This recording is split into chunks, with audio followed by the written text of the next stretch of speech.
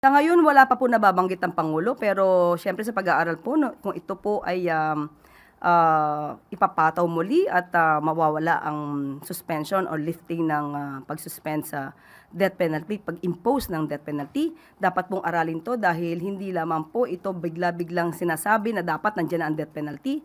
Inaaral mabuti dahil po, dapat malinis, mabuti, maging maayos itong tinatawag nating 5 pillars of, criminal, or justice system rather. 5 pillars of justice system. Hindi po tayo puwede na umasa at, maimpluwensyahan. Dapat mawala sa impluwensya ng mga Pilipino yung mga nakaraang pangyayari kung saan may nag-admit na sila ay sanay gumawa ng intriga at magplanta ng ebidensya.